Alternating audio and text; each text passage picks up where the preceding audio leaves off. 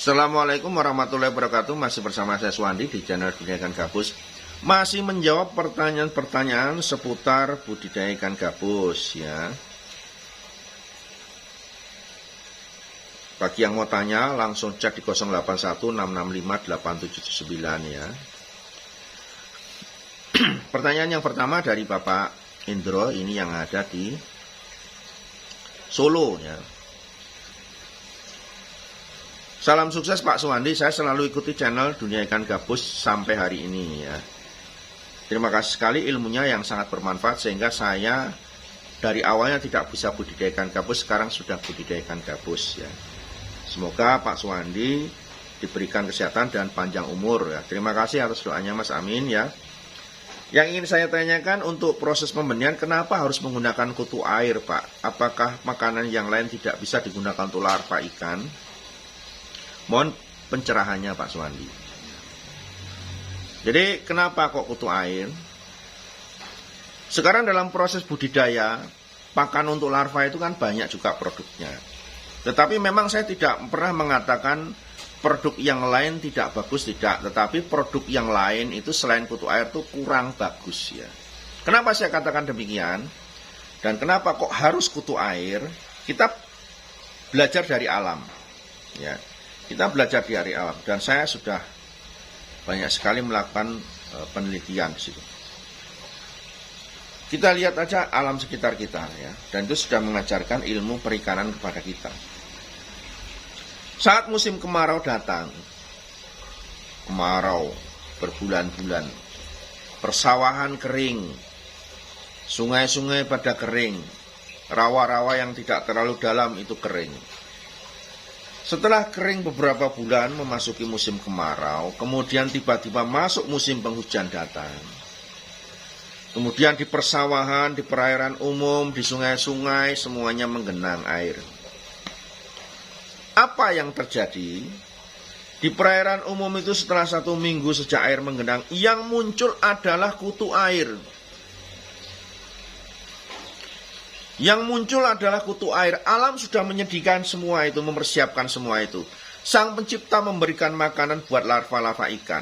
Nah, setelah kutu air itu muncul di perairan umum, dan itu adalah lahan saya biasanya. Kalau musim kemarau, kemudian masuk musim penghujan, setelah 1 minggu di musim penghujan, saya biasanya berburu kutu air.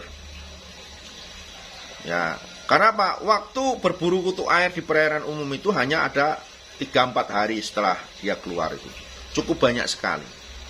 Ya, kemudian saya gunakan untuk pakan larva-larva ikan saya sebagai tambahan daripada kita harus membuat, karena di alam populasinya melimpah.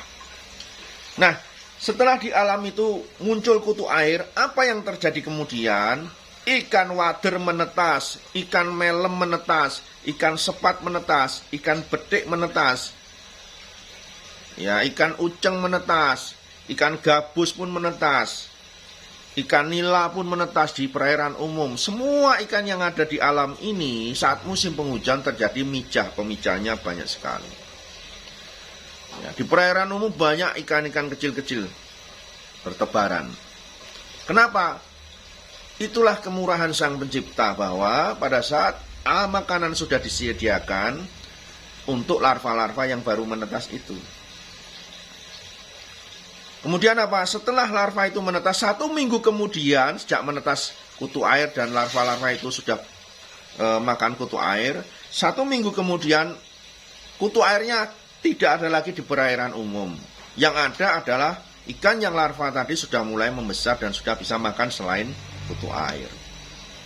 Ini pelajaran yang sudah diberikan alam kepada kita untuk kita ikuti saja. Ya. Dan itu sangat melimpah sekali, tidak ada batasannya. Makanya saya katakan untuk pemijahan atau pembibitan ikan gabus, coba, makanan yang paling bagus itu adalah kutu air. Kenapa? Ukurannya yang sangat kecil, bahkan sampai 0,00 sekian mikron, 3 mikron atau berapa mikron, itu memungkinkan larva ikan itu untuk makan. Kalau sejak menetas, khususnya gabus itu menetas, langsung diberi makanan buatan pabrik, tidak mau makan. Termasuk produk Kanafood yang saya bikin pun tidak mau makan sebelum diajari makan menggunakan kutu air. Jadi dipacu dulu dia dengan makanan hidup.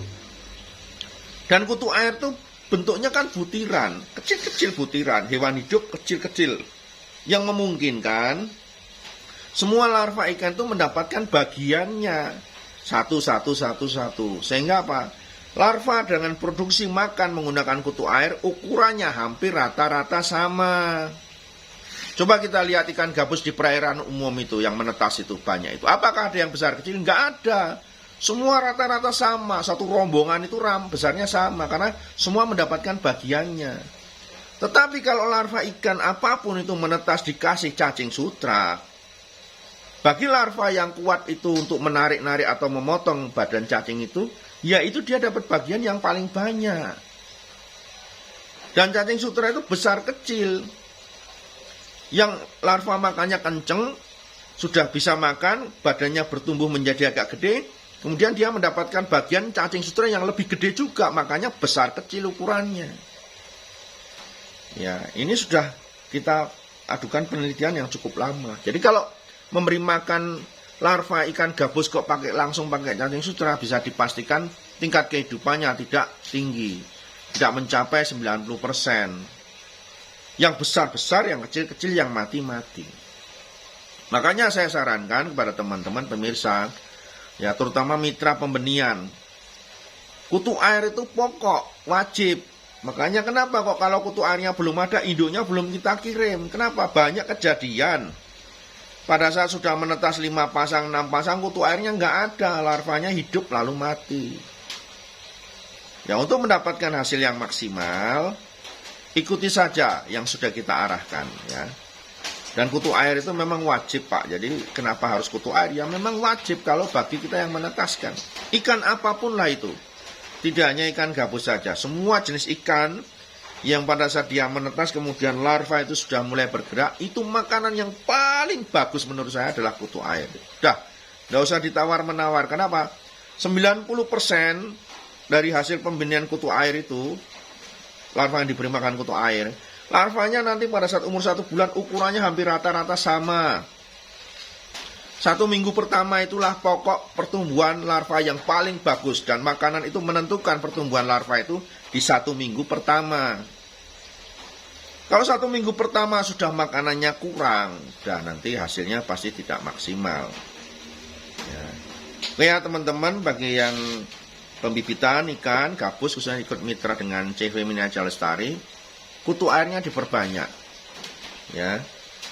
Dan Bapak yang tadi tanya, silakan kenapa kutu air? Ya memang, ya kutu air itulah makanan larva yang paling bagus untuk pembenihan ikan, termasuk ikan apapun itu. Oke, salam sukses, masih bersama Suwandi. Assalamualaikum warahmatullahi wabarakatuh.